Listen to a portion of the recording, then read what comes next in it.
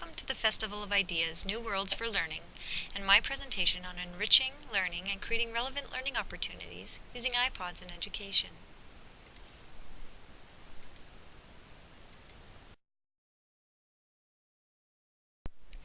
In this presentation, we will look at why iPods should be used in education, how mobile devices like the iPod can support teaching and learning theories by providing details about what this might look like in practice.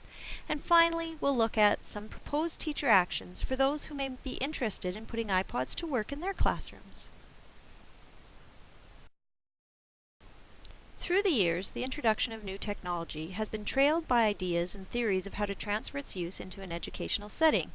The use of the radio, the television, the computer, and the internet were all topics of debate among teachers, students, parents, and administrators and policymakers. Under current study and examination is the use of mobile learning devices in schools. Although still debated, even banned in some schools, mobile learning devices like the iPod are finding a place in the list of educational tools that can aid in meaningful learning by supporting exemplar theories of learning and teaching. So why should we use iPods? Well, first, the iPod and other mobile devices have become a major feature of popular culture and informal learning. As reported by Apple during quarterly financial reporting, approximately 350 million iPod devices have been sold worldwide, and 230,000 new devices are activated each day. However, the popularity of the technology is alone insufficient to guarantee its transfer into educational use. Therefore, there is a need for both teachers and learners to recognize its usefulness and to have the skills to use the technology productively in an educational setting. The most effective way for both teachers and their learners to benefit from these technology tools is to integrate them into the curriculum as opposed to integrating curriculum into the existing technology. In order to do this, there has to be a convergence in the way students are using these types of technologies for pleasure or entertainment and the way educators can use the same devices to achieve educational goals. By using the same devices the students are using in their everyday lives, the teacher and learning become relevant. The iPod can assist the teacher in increasing relevance in learning by creating opportunities for personal learning, as well as increasing the relevance of the learning itself as students recognize the usefulness of an activity and the role the mobile device plays and how they might use such learning in other ways and how they might use it in the future. It is because students already are using this technology that educators should consider the inclusion of these devices, providing students access to this technology in a safe environment where they can learn to reflect on the use of the device and not just be immersed in it. Integrating the iPod into lessons assists in closing the gap between formal learning going on in schools and the informal learning happening at home, between peers, and in the community. Ireland and Woolerton, 2010, explain their findings as those teachers who do not learn to use and adapt the emerging technology and methodology may become the proverbial dinosaur. I agree with their statement. It's not the fear of being old-fashioned, but the possible negative impact of applying new technology to old practices in pedagogy. The way students learn is changing, and the way we teach has to also change if teachers want to exploit the affordances of the new technology to give students new kinds of learning by doing activities.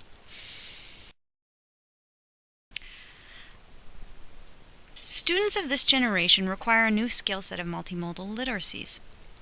Because information, communication, and messages are now created, inscribed, sent, and received in multimodal ways steeped in the use of new technologies, a literate person must be able to read and create a range of paper-based and online texts. They must be able to participate in and create virtual settings that use interactive and dynamic Web 2.0 tools and critically analyze multimodal texts that integrate visual, musical, dramatic, digital, and new literacies. The iPod can be used as a teaching tool to help students gain such literacies and to practice using multimodal texts. Multimodal text represent the convergence of modern-day literacy practices and new communication technologies. They herald the realities of new genres, new social and literacy practices, and the need to rethink whether pedagogical beliefs and practices do in fact match those of the knowledge age.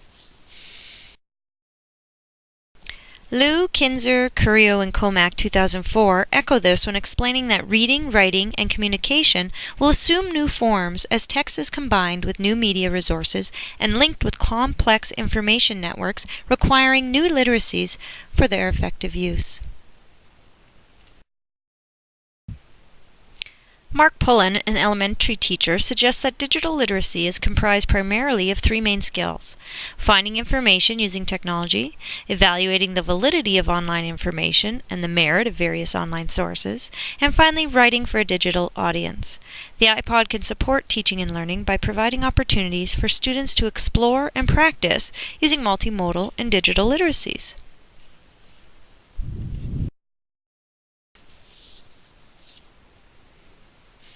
Brill and Park also suggests that thinking patterns and behavioral patterns are changing in today's students because of their environment of ubiquitous digital technologies and the level of interaction they have with it from a very young age. Students are thinking in parallel and linear patterns and reading visual images just as their teachers read text.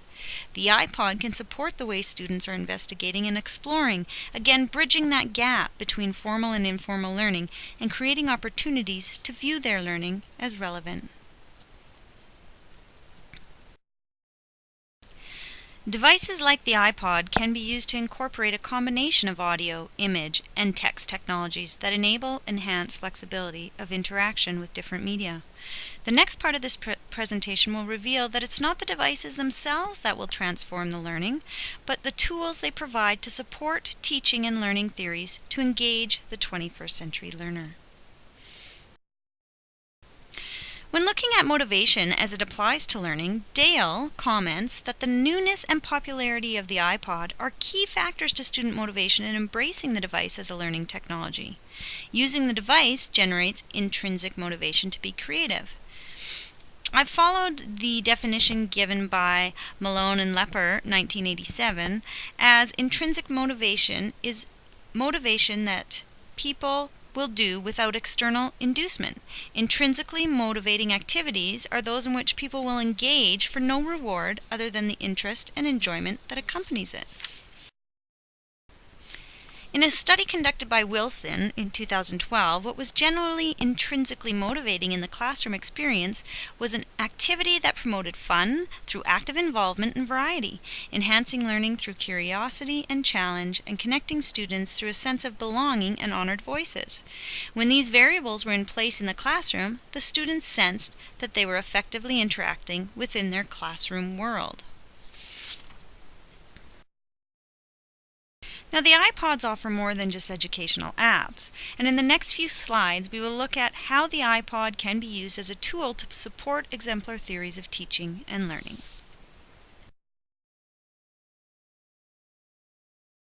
A study conducted by Dale was one of a music project in the United Kingdom, where instead of just performing in front of the class, students create their own vodcast, upload it to YouTube, and share it with the class by linking the iPod to other presentation devices.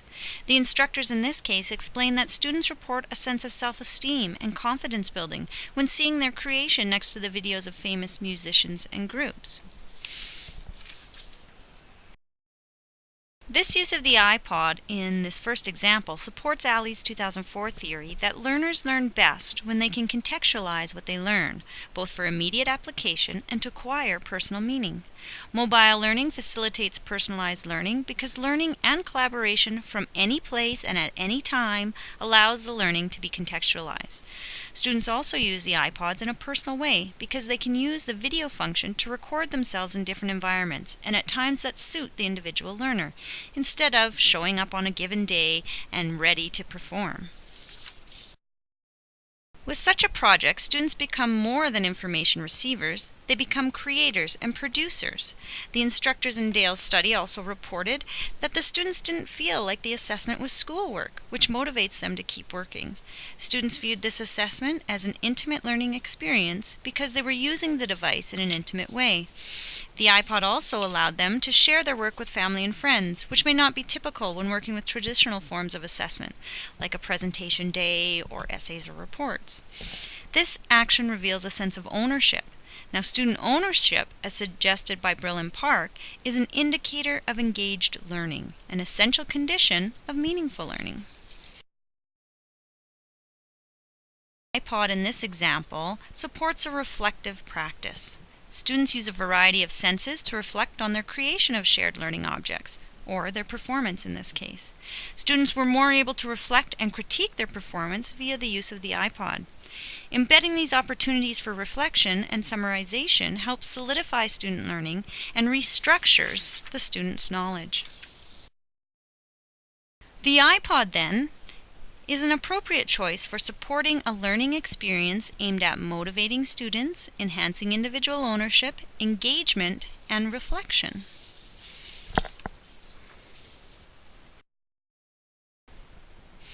As we'll see in the next case, the iPod can also support a constructivist perspective. As explained by Tucker and Batchelder, this perspective recognizes that students have the ability to construct their own knowledge and develop that knowledge further as they work together with others. This theory views learning as active rather than passive, where knowledge is not transmitted from the teacher to the student, and the students are not passive information receivers. Constructivism theories suggest learners interpret the information in the world according to their personal reality.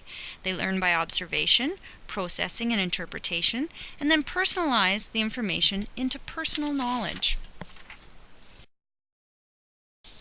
A constructivist pedagogy would be supported by a technological tool that can provide such active, authentic learning, where the teacher can act as a facilitator or guiding mentor. As a guide, a constructivist teacher incorporates mediation, modeling, and coaching while providing a rich environment and experiences for collaborative learning. In case 2, the iPod supports this kind of teaching and learning in a project discussed by Vardy and Curvin. Australian students in a grade 4 class engage with a range of tasks that utilize the iPod. The unit focuses on the talking and listening strand of the English K-6 syllabus and involves students working collaboratively to create a radio show. In creating the radio show, students engage with the investigation and deconstruction of radio shows, exploration of the specific parts of a radio show, the creation of the show itself, and a final evaluation. A constructivist perspective works well in allowing for a student-centered environment to be created where students take ownership of the work with the iPod and control the content and quality of the work they create. Although the students may have had access to mobile devices like the iPod in their everyday lives, the teachers involved in this project found that a significant amount of time was invested in actually teaching students how to manipulate the technology and identify specific affordances the iPod offered. The teachers spent much time explicitly modeling and experimenting with the iPod to familiarize the students with the technology. This teaching time supports the students in understanding the varying benefits of the iPod and how it can be used other than just for play. Another study completed by Reed, Curvin, Vardy, and Hindle reveals the use of the iPod to support grade 5 students in becoming knowing speakers as they were exposed to the talking of others beyond their immediate world, and knowing listeners, listening with both inner and outer ears, not in a physical sense but a personal one. In this case, students created and shared podcasts with students from other countries. Working with students from other countries and hearing their podcasts via the iPod provides the students with greater insight and enriches the learning experience.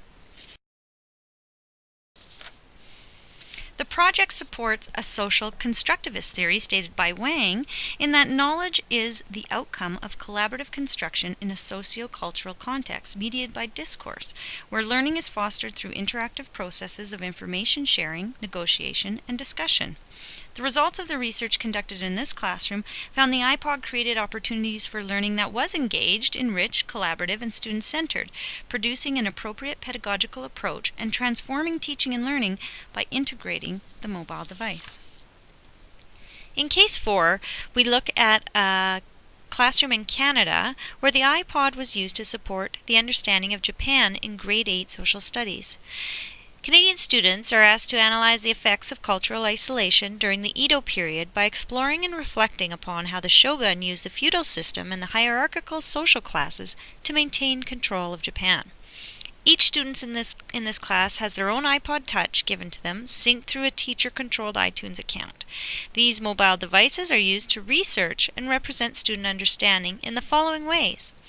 First, students use their textbooks, Learning Commons, and the iPod to research Japanese feudal society. Second, they draw and create their own images of the levels of Japanese society through a drawing application called Doodle Buddy.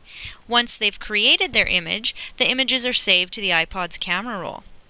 Students then use another app called Sketch Nation to create their own digital games representing the levels of the Japanese society. They use their research on Japan and their doodle images to do so. Their assessment is based on a prescribed rubric that the students helped to develop.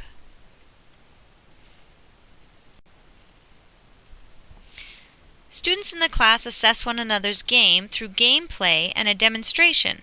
A document camera is used to project device content on the electronic whiteboard so that all can celebrate in their learning.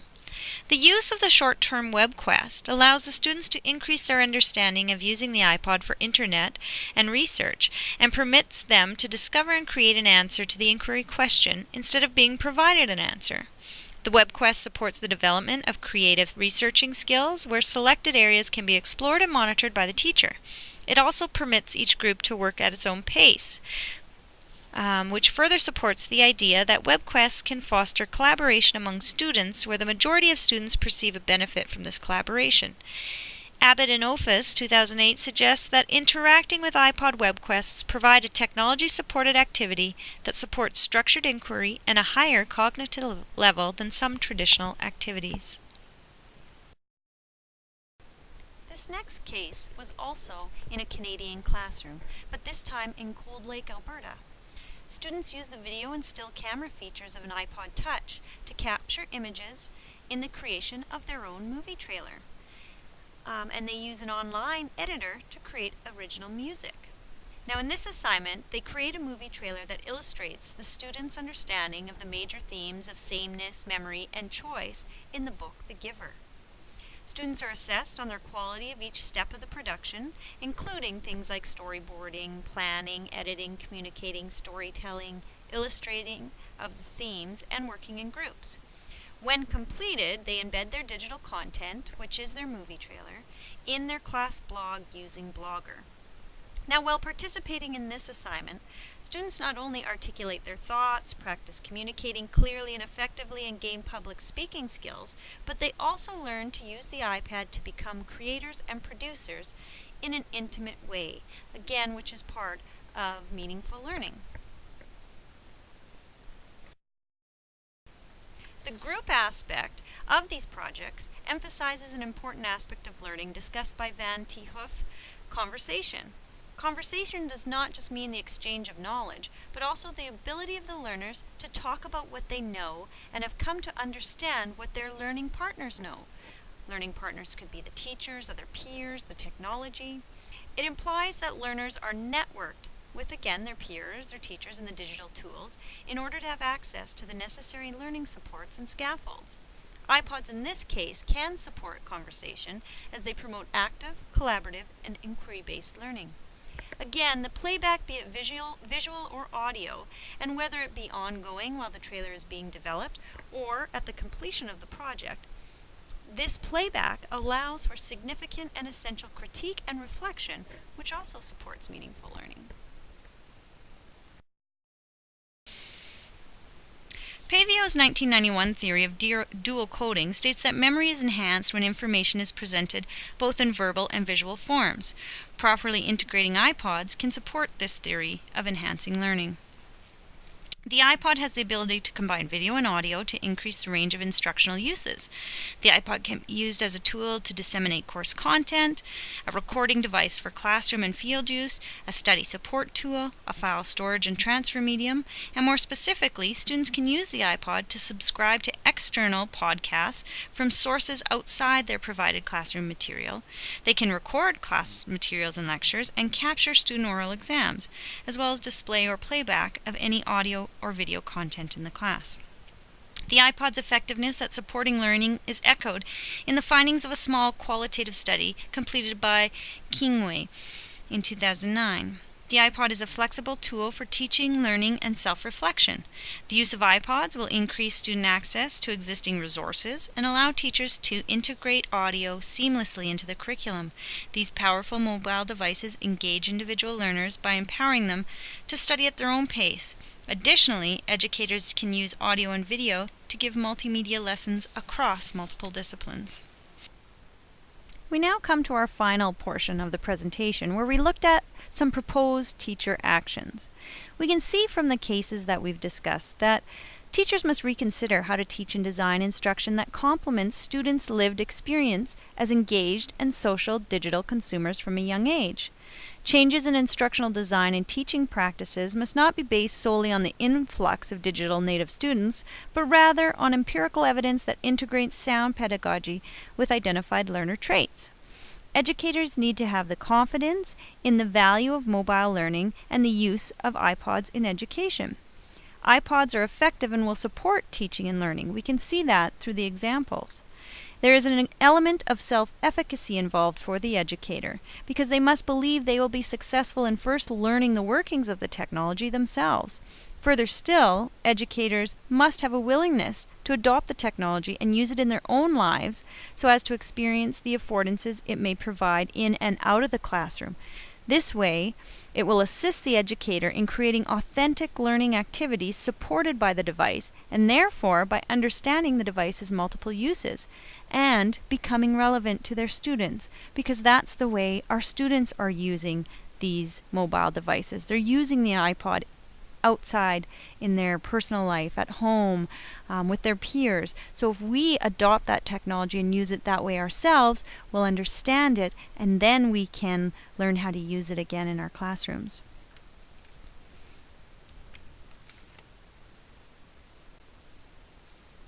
Ali 2009 surmises that educators, practitioners, and researchers should share their findings, what works and perhaps what doesn't work. This provides an opportunity to learn from the research and mobile learning projects so that they can build from where others have left off, rather than starting from the beginning.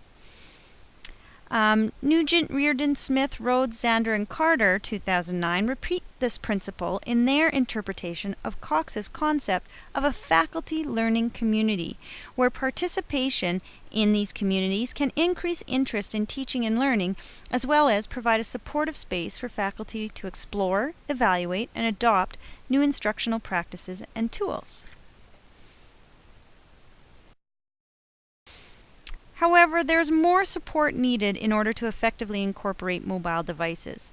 Kingway suggests meaningful integration of technology in the curriculum requires commitment by school districts to create in-service days for technology workshops. Teachers must be also encouraged to attend these workshops.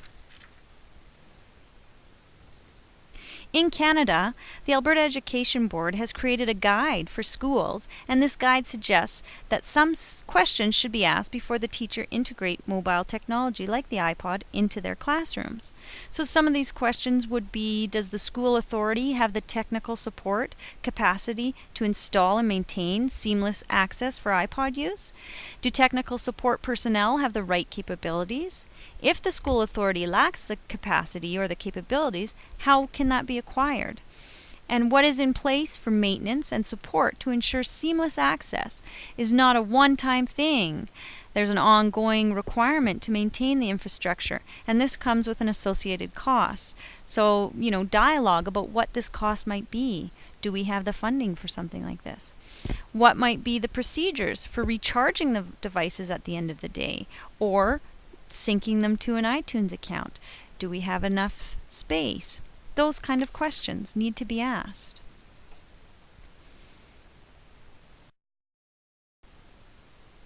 So obviously there's a need for support in each school building, so teachers have assistance and support in the use of technological tools. Support personnel could include, but not limited to, a full-time or part-time computer technician, a head technology expert within the building, which could be a teacher or an administrator that already works there, maybe a computer-savvy student or a handful of computer-savvy students that are willing to volunteer their time, maybe to train the teachers, or work within the school, maybe after school, maybe at lunch, or maybe community volunteers who are knowledgeable about technology. But in all, there is a lot of support that is needed.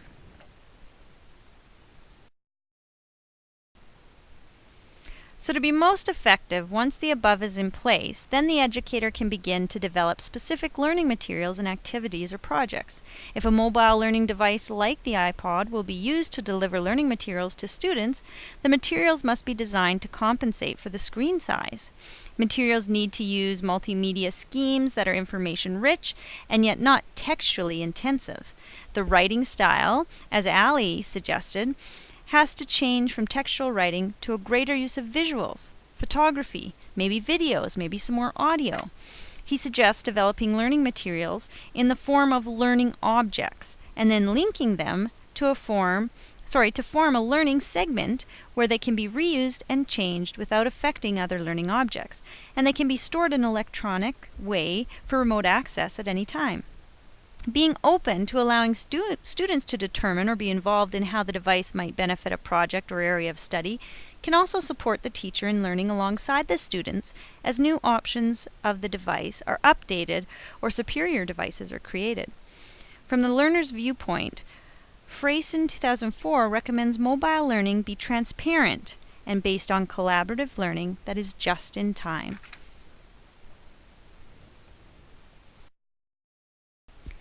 So in conclusion, much of the research that I did, completed on integrating mobile devices like the iPod, echo a reoccurring opinion that if sound teaching and learning approaches remain at the forefront of integrating mobile devices like the iPod, then meaningful learning is likely to occur. The iPod can support learning. It is not just the popularity of the device with today's learners, but its application as a means toward improving learning that makes it a successful choice. iPods serve as a tool that enable personalization, participation, and productivity in learning, which are three characteristics, again, of deep and meaningful learning.